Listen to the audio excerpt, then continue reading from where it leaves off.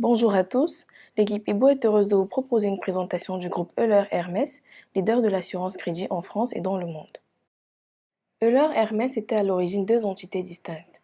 Euler, société française d'assurance crédit créée en 1927 et détenue majoritairement par les Assurances Générales de France, et Hermès Credit Versicherung AG, fondée en 1917 qui était le garant des opérations de crédit à l'export de la République fédérale d'Allemagne.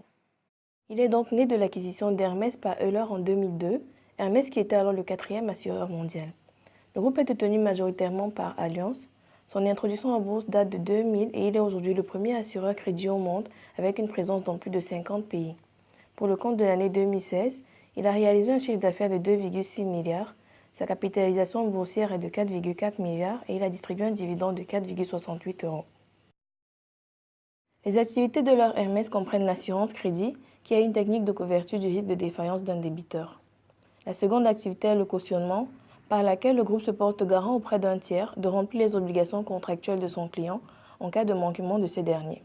Il offre par exemple des cautions au titre d'infrastructure et des cautions fiscales auprès de la douane.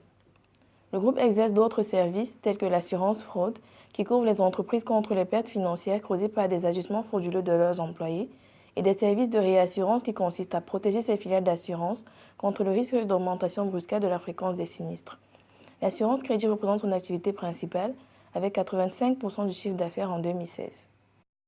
La procédure de l'assurance crédit fait intervenir trois acteurs, un vendeur, un acheteur et une compagnie d'assurance. Une fois le contrat d'assurance signé entre le vendeur et la compagnie d'assurance, celui-ci verse des primes régulières dont le montant est calculé sur la base du chiffre d'affaires réalisé par le vendeur pendant la durée couvrant la police d'assurance. Avant d'effectuer une transaction, le vendeur contacte sa compagnie d'assurance qui mène une étude de solvabilité du potentiel acheteur afin d'évaluer le risque encouru de la transaction. C'est la prévention. Sur la base du niveau du risque, le vendeur peut décider de poursuivre ou non la transaction et l'assurance de la couvrir ou non. Si la transaction est poursuivie et le niveau est jugé acceptable par l'assurance, elle accepte donc de couvrir la transaction et détermine un plafond de garantie représentant le montant maximal qui servira à indemniser le vendeur en cas de sinistre. Ainsi, au terme de la créance, si l'acheteur rencontre une défaillance dans le règlement de la facture, le vendeur fait appel à son assurance qui se charge de son recouvrement. Elle peut alors procéder soit à l'amiable, soit en faisant appel à une procédure judiciaire dont elle supporte les charges.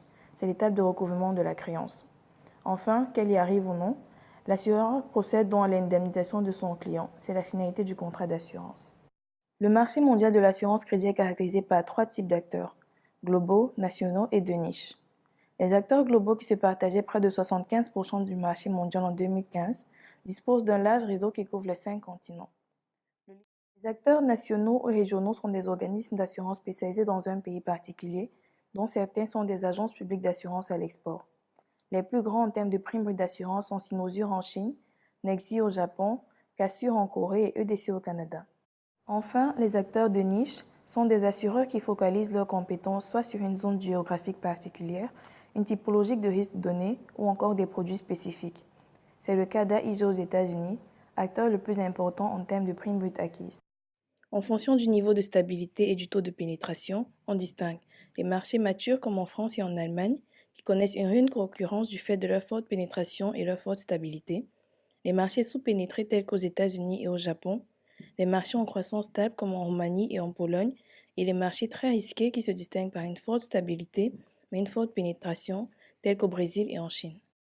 Passons maintenant aux caractéristiques du secteur de l'assurance crédit. Tout d'abord, il s'agit d'un tout petit marché qui ne représenterait que 10 milliards de primes contre 13 000 milliards d'exportations mondiales en 2016. Il est également peu pénétré car il ne couvre que 5% du volume global des créances commerciales dans le monde, ce qui offre un réel potentiel de conquête. Globalement, sa faible pénétration s'explique par des fortes barrières à l'entrée qui limitent l'accès aux nouveaux entrants. Il s'agit de la nécessité pour l'assureur d'avoir une réputation et une expertise en matière de couverture des risques assez bonne pour susciter la crédibilité des clients, d'une bonne solidité financière pour lui permettre d'intervenir en cas de sinistre important et d'une base d'informations large et constamment mise à jour pour fournir des renseignements précis sur les débiteurs. Malgré ces importants obstacles à l'entrée, les acteurs existants font face à une rude concurrence. En effet, comme nous l'avons vu plus haut, on distingue des acteurs globaux dotés d'un très large réseau et d'une empreinte significative, et des acteurs régionaux et de niche fortement implantés dans une zone géographique ou un produit spécifique. Cette forte concurrence visible particulièrement entre les acteurs globaux dans les marchés matures d'Europe entraîne une forte pression entre les prix et les polices de souscription proposées par les assureurs. Pour ce qui est de la performance du secteur, l'assurance crédit est un marché rentable, comme le montre ce graphe présentant l'évolution des ratios des trois principaux assureurs mondiaux.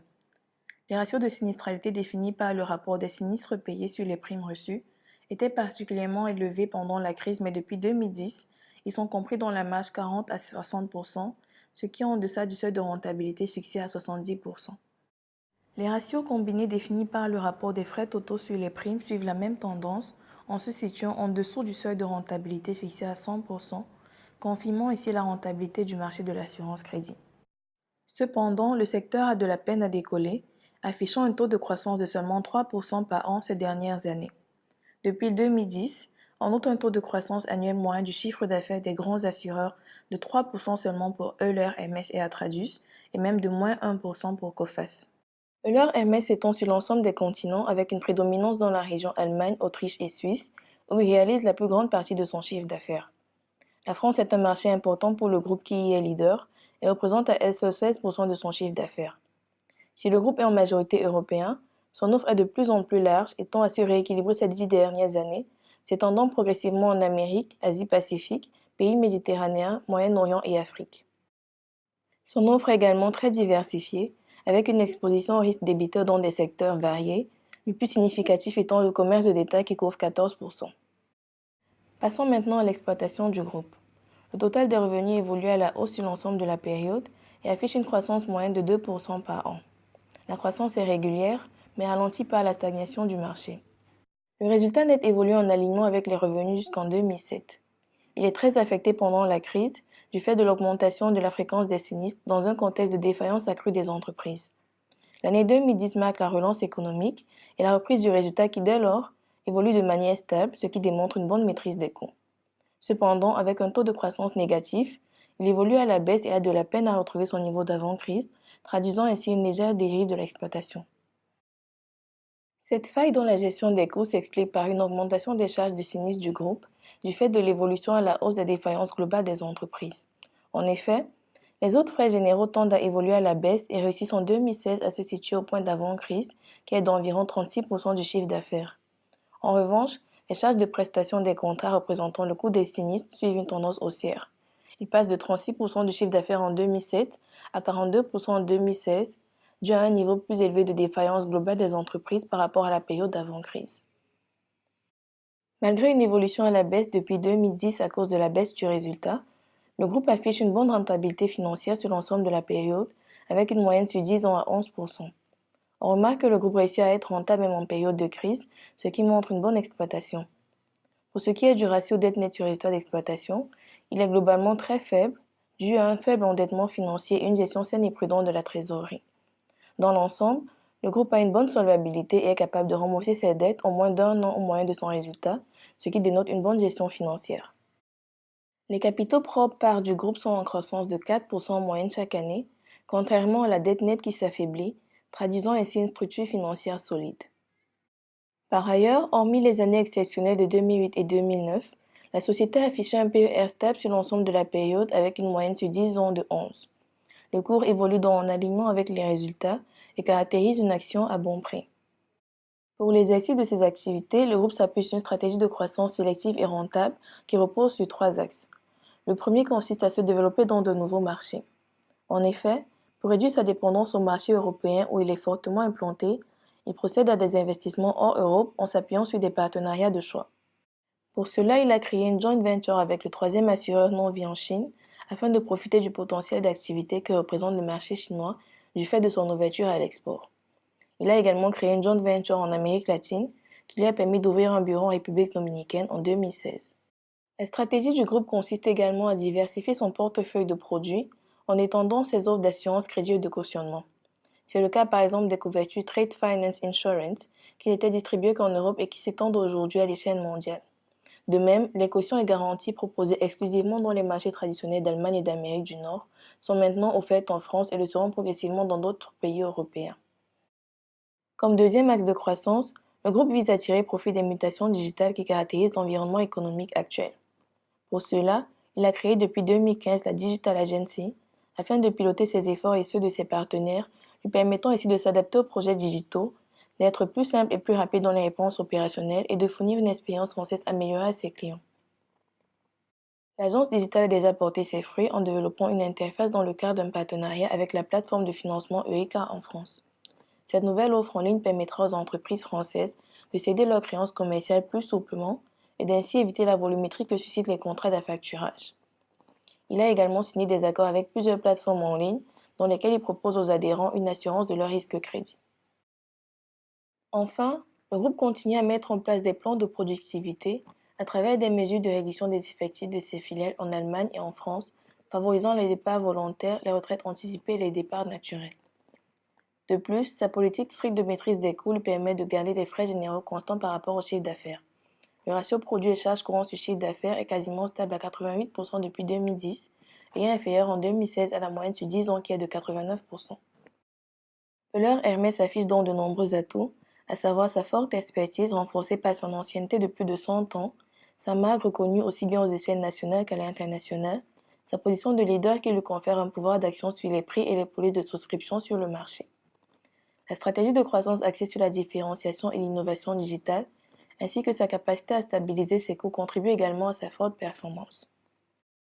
En revanche, les activités du groupe sont menacées par leur sensibilité à la conjoncture économique régionale et mondiale, car elles déterminent non seulement le chiffre d'affaires de ses clients assurés, base du calcul de la prime, mais aussi le niveau de défaillance des entreprises. Si sa croissance dans les nouveaux marchés est un atout, elle peut lui être défavorable car la plupart des pays d'Asie et d'Amérique présentent des risques importants. Selon une étude du groupe, l'année 2016 a été caractérisée par une augmentation persistante et généralisée des défaillances en Amérique latine de 7%, en Amérique du Nord de 4% et en Asie-Pacifique de 4%, contre des baisses en Europe. Pour les années à venir, le groupe devra donc suivre de plus près l'évolution de la sinistralité dans ces marchés. Enfin, son offre est constamment menacée par la concurrence, particulièrement rude dans les pays matures d'Europe. Terminons par les indicateurs boursiers. Avec un taux de distribution moyen sur 10 ans de 58%, le groupe a une politique de distribution de dividendes assez généreuse qui suit une tendance haussière depuis la crise. Le dividende est de 4,68 € pour l'année 2016, soit un taux de distribution de 70% sur les résultats nets.